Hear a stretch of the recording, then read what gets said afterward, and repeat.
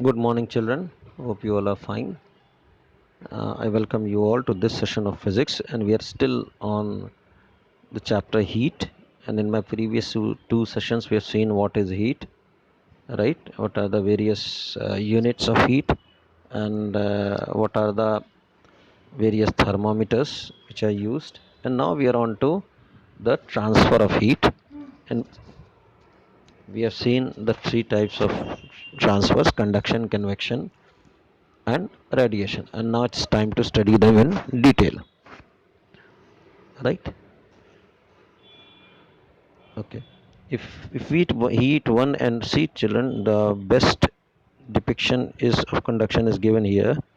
See, if we do so, then our hand will feel the heat. Why? Because from the burner side the heat is gets transferred towards through the spoon or the utensil at the top.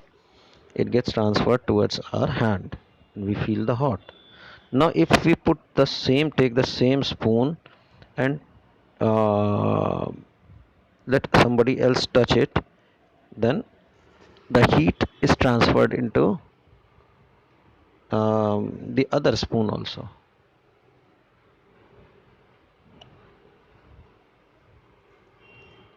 right?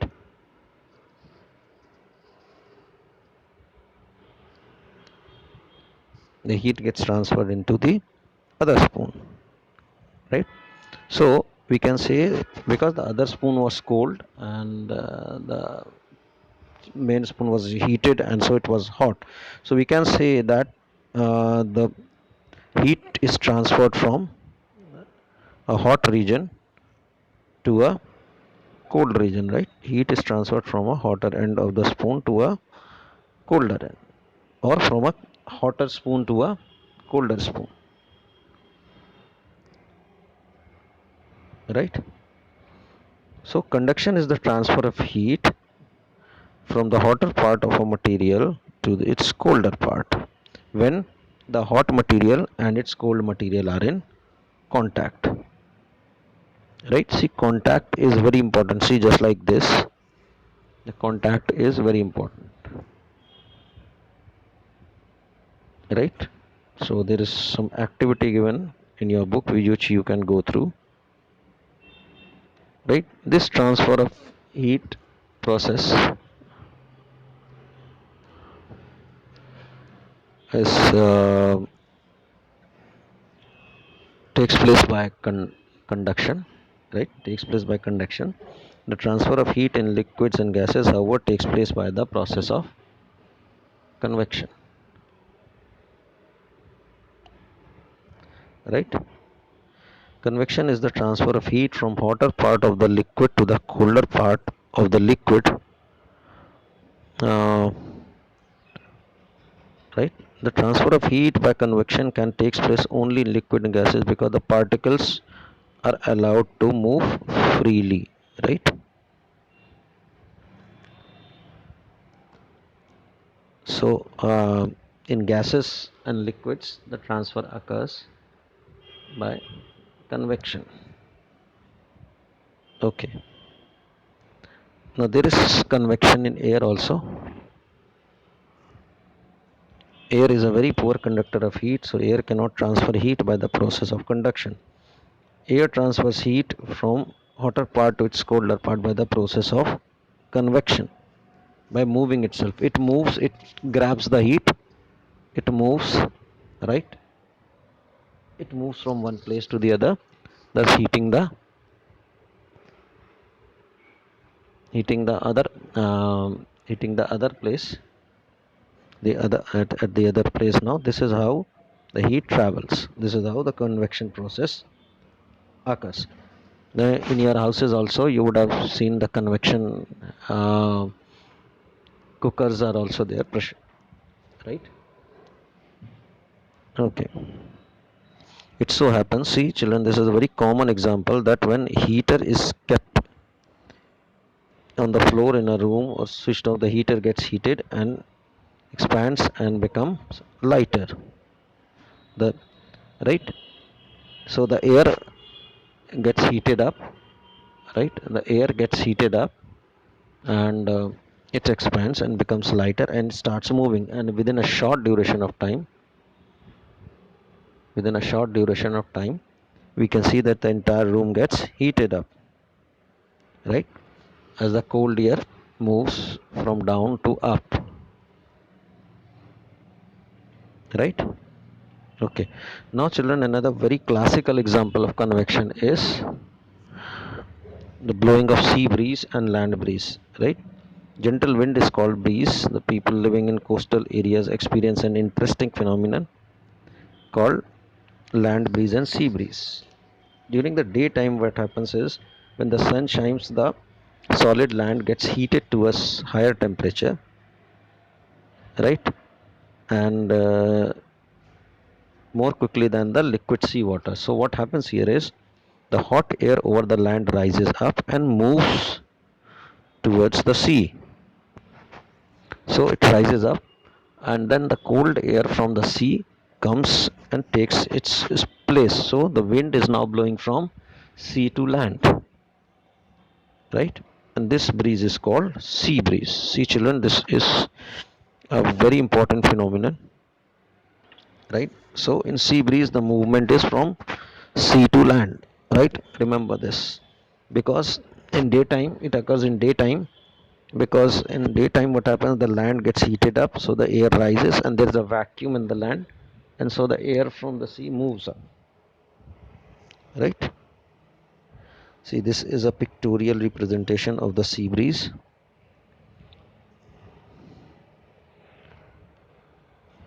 right? What happens at the night time is just the reverse. The hot land gets cool faster, but the water of the sea, it does not cools so equally faster. So the air in the sea, it rises up, right? Being hotter, it rises up, creating a vacuum there. So air from the land moves to the sea, and this is called land breeze, right, children? This is called land breeze, right?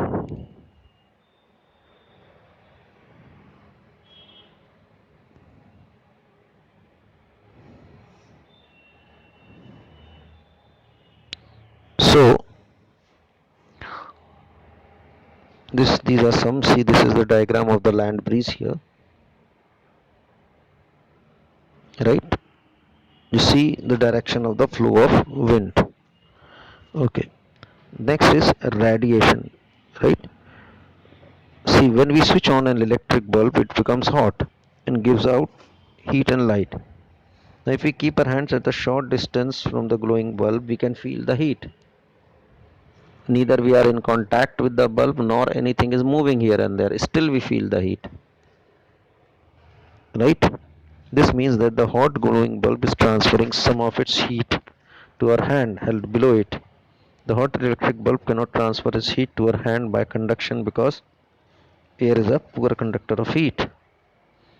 The hot bulb cannot transfer its heat to our hand by convection because convection currents of air always carry heat in upward direction.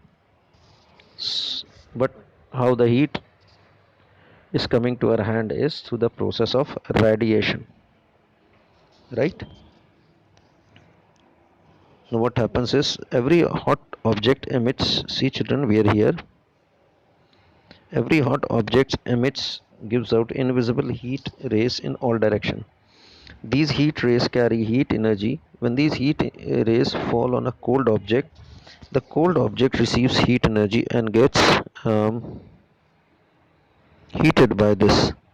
Heat energy is transferred from hot object to cold object by means of heat rays. This method of transfer of heat energy by heat rays is called radiation. So heat can be transferred from a hot body to a cold body by radiation, even if there is no material medium like solid, liquids or gas in between. And this is, children, you will be very surprised to know this is the phenomenon by which the heat of the sun reaches earth, right? See, it is mentioned here in this paragraph. Radiation is the transfer of heat energy from a hot body to a cold body by means of heat rays. without any material medium between them. The best example of radiation is the transfer of heat energy of sun to the earth. When we come out in sunshine, we feel hot. This means that heat from sun is being transferred to us, which makes us feel hot. Right? Now, how does this happen? The sun is an extremely hot object. The sun emits heat radiations in all directions, and these heat radiation travel through a vacuum between the sun and the earth at a very high speed and reach the earth. And this is how the earth gets heated up. Right? See, this is the diagram also of radiation. Right? Now we can see there are many examples of this. When we stand near next to a burning fire, we can feel the heat of the fire falling on our face. Right? During Holi festival, when we burn any fire, right? We feel it.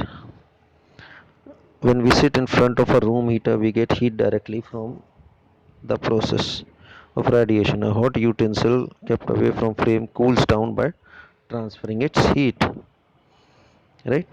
Food, depending on temperature of surrounding, our body too gets heat. Now, absorbers of radiation. The amount of heat which an object can absorb by radiation depends on the color of the object. The object having dark color absorbs more heat, with the objects with light color they absorb less heat, and this is one of the reason why we wear hot clothes during summer and cold clothes during we wear uh, light clothes during summer and we wear darker clothes during winters, right? Now this is an activity given here. So we move to now to emitters of heat radiation, and the amount of heat which an hot object can emit by radiation also depends upon the color of the object. The hot object having dark colors emit more heat, and the way having light than those with light colors. Right? Next is a comparison between conduction, convection, and radiation. Conduction: the molecules of the medium do not leave their mean position. In convection, they leave their mean position, and in radiation, the medium remains unaffected. The medium is required for the transfer of heat by conduction. In convection, the medium is required for the transfer. In radiation, no, it is not required. Conduction: the transfer of heat can be in any direction. The transfer of heat is in the vertically upward direction. The transfer of heat is in all direction. The process is slow, the process is faster in convection and the fastest in radiation. And now we are on to thermos flask, which is their very common thing in our houses. The vacuum of thermos flask keeps tea or ice creams tea hot or ice creams cold. Right? It is achieved by minimizing the heat loss due to conduction, convection, and radiation. See, children, this is the setup here. It is double walled glass bottle. The air between the wall is removed. The inner side of the outer wall, and the outer side of the inner wall are all silvered. The bottle is enclosed in a plastic case with a stopper made of plastic. The plastic case and the stopper minimize the loss of heat by conduction. The vacuum between the walls minimized by convection. The silvering lining it minimizes heat loss by radiation. So the substance remain the same, right? And you can see this in this diagram also. So with that we come to the end of the chapter, and I stop here. I hope you enjoyed it as much as I did in making it. And until we meet again, it's a goodbye.